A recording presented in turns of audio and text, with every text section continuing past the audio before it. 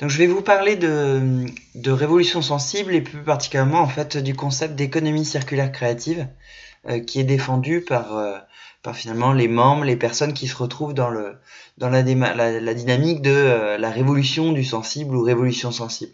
Alors c'est ce qu'ils appellent en fait l'économie circulaire créative. L'économie circulaire créative, ça renvoie à trois notions qui ont été développées par un certain nombre d'artistes, des makers, des personnes aussi du développement local.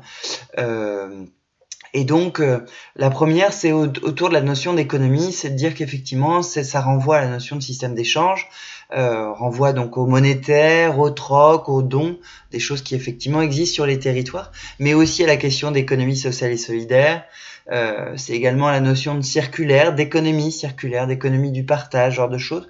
Économie circulaire qui renvoie au principe de constitution de cercles, de création de valeur, itérative qui connecte en fait les acteurs, les activités entre elles dans un processus de fabrication de biens ou même par extension de services.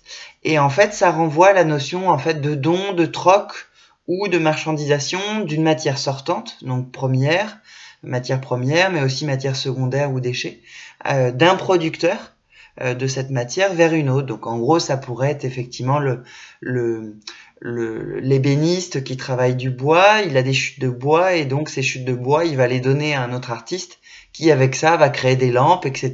et lui-même va créer éventuellement des chutes et ces chutes va les donner à quelqu'un d'autre. Donc voilà, c'est vraiment cette notion-là. Et puis la dernière, dans l'économie circulaire créative, il y a la notion vraiment de créativité. Avec la première, la créativité, c'est avant tout une posture individuelle.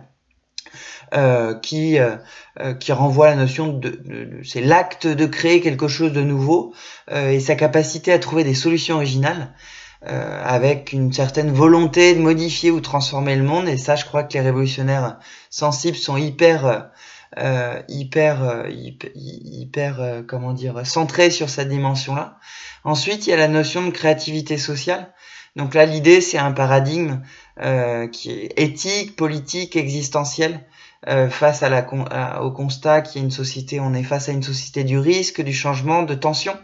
Et donc l'idée c'est de faire émerger, de construire à travers des pratiques de vie quotidienne, en groupe et avec les réseaux sociaux, des nouvelles façons de penser la société. Et enfin, effectivement, il y a cette notion d'industrie créative et culturelle, qui est aussi cette notion vraiment de marché, de secteurs disciplinaires qui pourraient s'associer dans une sorte de famille macroéconomique où l'économie créative serait celle finalement des professionnels des arts et de la culture, si elle en est. S'il y a bien ce marché-là, bon, en tout cas, c'est des notions intéressantes. Et puis, en tout cas pour la révolution sensible. Et puis, enfin, l'idée de créativité territoriale ou territoire créatif, donc qui renverrait une notion de mise en dynamique des territoires à travers la créativité. Je crois que révolution sensible, c'est vraiment ce qui cherche à être développé, c'est cette dimension-là. Et l'idée, c'est de croiser, de faire système et de voir comment en fait toutes ces formes de créativité peuvent ancrer sur les territoires des activités individuelles ou collectives, mais en tout cas coopératives, plus que collaboratives, mais vraiment coopératives, avec une notion en fait de fabrication de projets de société, si ce n'est politique, partagé, en tout cas d'un territoire de vie. Et donc on tend vers effectivement des territoires des créativités, des imaginaires à travers Révolution Sensible.